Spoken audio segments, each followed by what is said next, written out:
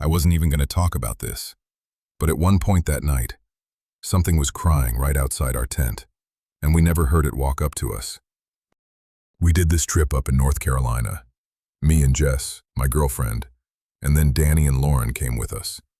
Danny and his wife. Just a weekend thing. He found the spot on one of those apps where people list their land for camping.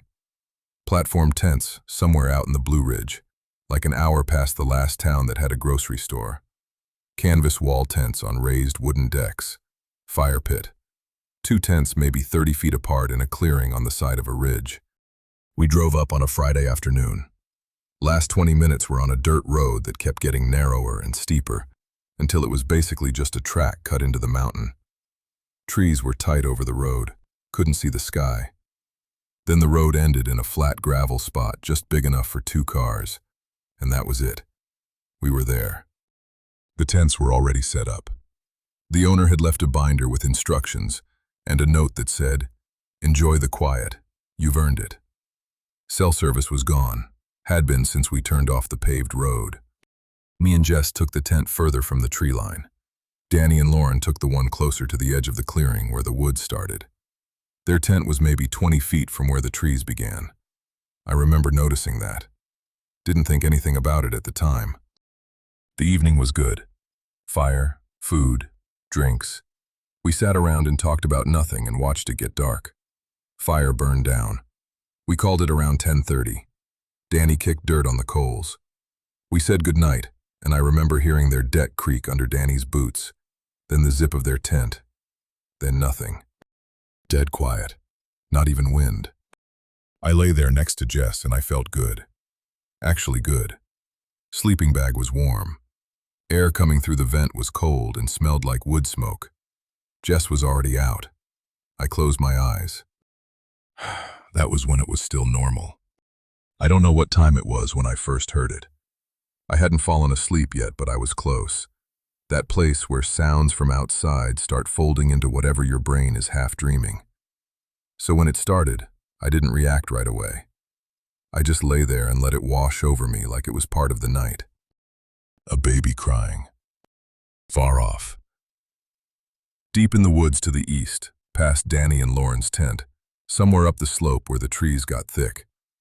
Faint enough that I had to hold my breath to be sure I was hearing it. This thin, high, wavering sound that rose and fell and rose again. My first thought was fox. Foxes do that. They make a sound at night that's close enough to a baby that people call 911 over it. I lay there, and I held on to that. That's a fox. That's a fox. I waited for it to stop the way a fox would stop. Scream, go quiet, move on. It didn't stop. It just kept going. Same pitch, same rhythm, without a break. No pause, no variation. I lay there listening for what felt like 5 minutes, and it never once changed. An animal in distress shifts. It tires. It moves. This just kept going, over and over, like something that didn't need to breathe. I felt Jess shift next to me. Her hand found my arm in the dark. She whispered that she heard it too. I told her fox. She said yeah. Neither of us moved. My phone buzzed. The group chat. Danny. 3 words. You guys hear that? I typed back. Fox probably. Lauren responded with a string of question marks. Danny said, it's been going for a while. Jess typed, try to sleep. It'll move on. It didn't move on. Then it got closer. Not gradually. Not like something walking toward us. No leaves, no branches. The crying just stopped for maybe 10 seconds. Silence. Then it started again. Same sound, but nearer. A lot nearer. And there'd been nothing in between. No footsteps or anything. Nothing moving. It was just further away, and then it was closer. Jess's hand tightened on my arm. I could feel her fingernails through my sleeve. My phone buzzed again. Danny, is it getting closer? I didn't type back. I was listening. Because now I could hear the texture of it. The wet quality. The way it caught and hitched like a real throat making a real sound. and the timing was wrong. Cry, pause, cry, pause. Same timing, over and over. Nothing real sounds like that. Nothing real is that steady. Lauren texted, "That's not a fox." Nobody responded. We all just lay there in our separate tents, 30 feet apart, listening to the same sound and not saying anything. It went on for another 20 minutes, maybe 30. Close now. Close enough that I could tell which direction it was coming from, could almost point at it through the canvas. East-northeast, past Danny and Lauren's tent, in the trees, maybe 80, 90 feet from the edge of the clearing. Then Danny texted that he was going out to look. Lauren responded immediately. A wall of texts. "Don't. Stay inside. Just wait." Danny said he had a flashlight and he'd stay near the tents. He said, what if someone left a kid out there? And that was the part that got me. Because what if? What if there was somehow, impossibly, an actual child in those woods? You couldn't just not check. I told Jess I was going with him. She didn't say anything, just let go of my arm. I unzipped the tent and the cold hit me first. Then the sound. Inside the tent, it had been softened by the canvas. Out here, it was just there. It was everywhere. You couldn't get away from it. Danny was already on his deck, flashlight in his hand, one of those heavy metal ones. He looked at me, and I looked at him, and neither of us said anything. We walked to the edge of the clearing together. The tree line was a wall of black. The nearest trunks caught a little ambient light from the stars, but past that, nothing. Danny raised the flashlight and clicked it on. The beam hit the trees. White bark, underbrush, leaf litter. Nothing there. Nothing moving. The crying stopped. Not faded, not trailed off. It just cut. The instant the light touched the tree line, the sound was gone. Total silence. My ears were ringing from the sudden absence of a sound that had been going for almost an hour. We stood there. Danny swept the beam left and right. Trees, brush, nothing. I could hear him breathing next to me. Could hear Lauren, something from inside their tent. Then it started behind us.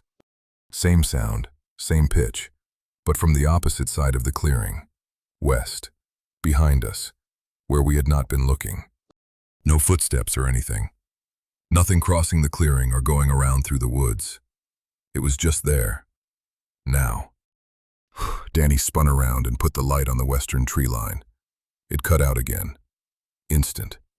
He clicked the light off. We stood there in the dark. 3 seconds. 4. It started again. East, where it had been before. We went back to our tents. I zipped the flap shut, and Jess was sitting up in the sleeping bag with her knees pulled to her chest, and she looked at me, and I couldn't say anything useful, so I just got in next to her and lay down. Danny texted. It stopped when the light hit the trees. I know, I typed.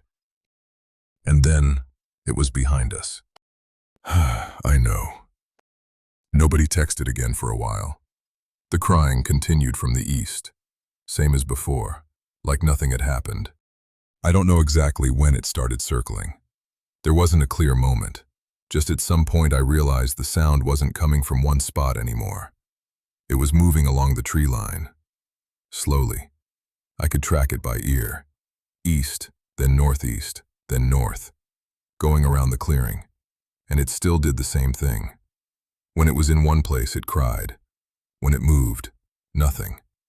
I'd hear it from one spot, then silence for a few seconds, then the same sound from a little further along.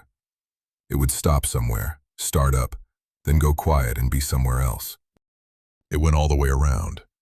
Past Danny and Lauren's tent, along the north edge, down the west side past ours, around the south, and back to the east. Just kept going around us. It never came into the clearing, not once. It stayed right at the tree line, right at the edge of the open ground, every single pass. That part bothered me. I don't know why that made it worse, but it did. Then it stopped. I waited. Jess waited. We both lay there holding our breath in the dark, My phone screen was dim, but I could see the group chat. Nobody typing, everybody listening. It started again, but this time it stayed in one place, right at the tree line behind Danny and Lauren's tent, 20 feet from their deck. And it didn't move on. It just stayed there. Still the same crying, fixed on them. Danny texted, "It's right behind us." I could hear it from our tent, could hear it clearly. And I could hear something else underneath it. Lauren. She was crying. Real crying. Quiet and shaky. Lauren crying made it worse, because at least that sounded normal. It stayed on their tent for a long time. 20 minutes. Maybe more. Just there. Jess had her face pressed into my chest, and I could feel her tears soaking through my shirt, and I lay there staring at the canvas ceiling, and I couldn't do anything about any of it. Then it moved to us. Same thing. It stopped. Silence. 5 seconds. Then it started from the tree line behind our tent. Our turn. When it's far away, you can keep some distance from it in your head. You can tell yourself it's out there, and you're in here. But when it's 20 feet away, and there's nothing between you and it except canvas, that doesn't work anymore. It sounded close enough that you heard all the little parts of it. And the more I heard, the less it sounded like anything I had a name for. It sounded like a baby crying, the way something sounds like a baby crying when it isn't one. Jess had her hands over her ears. I could feel her shaking against me.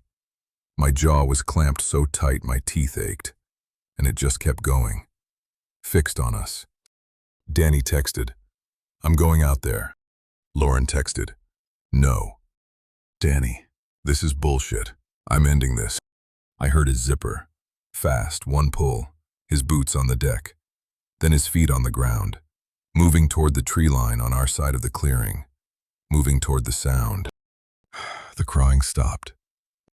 I heard Danny walking through the grass, just walking, straight at the trees. I unzipped our tent enough to see through the gap. His flashlight was off. He was walking in the dark, just a shape against the sky, getting further away. Nobody moved to stop him. Lauren was calling his name from inside their tent. Jess was grabbing my arm, and I was lying there watching him walk toward the trees, and I wasn't moving. He got to the trees, right up to them. His shape just kind of blurred into the trunks, and I couldn't tell where he ended and the woods started. If something had been standing just inside the first row of trees, it could have touched him. I yelled his name! He stopped, and for a second nothing happened. Quiet. Danny standing at the edge of the dark and nobody breathing.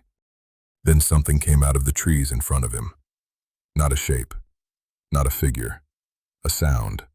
Low, wet. Same rhythm as the crying, same timing, but lower, stretched out.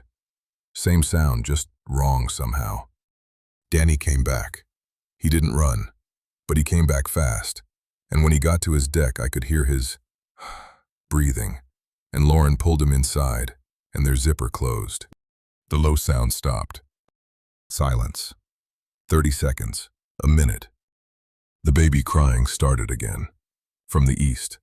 Same distance as the very beginning of the night. Same as it always was. Like it just started over. Like none of it even mattered. The next few hours were the worst of my life, and I don't know how to describe them in a way that makes you understand what it's like to be awake in the dark for that long, with a sound that won't stop. So I'll just tell you what happened. It circled. For hours. Same thing as before. It would stop somewhere, cry, go quiet, then start up somewhere else. Sometimes it stayed behind one tent for a long time. Sometimes it just passed by. No pattern. We'd go 20 minutes without hearing it near us, and then it would show up behind our tent again. At some point it stopped circling and just started showing up in different spots. North tree line, then south, then east again. Long silences between. 3-4 minutes of nothing where my ears were straining so hard I'd start hearing things that weren't there. My own heartbeat sounding like footsteps. Jess shifting in the sleeping bag, sounding like something outside. Then, sometime deep in the night, it was right against the canvas. No approach. That's what I keep coming back to. No footsteps. No sound of anything crossing the ground between the tree line and the tent. It was in the trees, and then it was here. Right here. The crying was so close I could feel it in the fabric near my head. I could feel it in my chest. And there was nothing between us. Canvas. That's it. I was crying. I need to be honest about that. Not loud. Just tears running down the sides of my face into my ears. Jaw locked, body shaking in waves. Jess was the same. We were both lying there and neither of us was making a sound, because making a sound felt like it would make it worse. Like being quiet was the only thing we had left. It went on for maybe 2 minutes, right against the tent. Then it stopped. No movement away. Nothing. Just stopped. I waited for it to start again. It did. Far away. East. Where it started. I lay there listening. And at some point, I noticed that Jess was crying next to me, and the sound from the woods was almost the same pitch. I noticed that, and then I stopped noticing it. I didn't want to think about what that was. The rest of the night I just lay there. The crying came and went, circled and stopped. Each time it started again, something in me got a little smaller. I stopped feeling like I had any say in what was happening. It just kept going. It didn't seem tired. I don't know. It just kept going. I don't know when it stopped for good. At some point I realized I was listening to silence, and I didn't know how long the silence had been going. I lay there waiting for it to start again. It didn't. Gray light came through the canvas, slow, then faster. I heard a bird. One note, then another, then more. And I lay there listening to the birds, and I felt something let go in my chest that I'd been holding so long my ribs ached. Nobody spoke while we packed. It was light enough to see by 6:15, and we were moving by 6:20. Jess rolled the sleeping bags. I pulled the stakes. Across the clearing, Danny and Lauren were doing the same thing. No talking. Just hands moving, bags closing, everything going in the cars. I looked around the clearing before we left. Everything was the same. The fire pit, the platforms. Nothing moved, nothing broken. One of the Adirondack chairs by the fire pit was turned. Not knocked over. Rotated maybe 30 degrees from where it had been, facing the eastern tree line instead of the pit. I looked at it. Danny stopped loading the car and looked at it too. We made eye contact for the first time that morning. Neither of us said anything. Lauren walked right past it. We drove down the mountain in 2 cars. I followed Danny. When we hit pavement, I felt something unclench in my shoulders that had been locked since 1 in the morning. Jess turned the radio on. I let it play. We stopped at a diner in town, sat in a booth, ordered coffee. Danny ordered eggs and stared at them. Lauren held her mug with both hands and didn't drink. Jess asked me to pass the sugar, and that was the only thing anyone said for 10 minutes. Danny said something about the sound, something about how it was probably some kind of animal he'd never heard before. Lauren said maybe. Jess didn't say anything. I said yeah, maybe. And that was the conversation, about 40 seconds. We're still friends. We've been on trips since. It's come up a few times, never for long. Nobody suggested going back.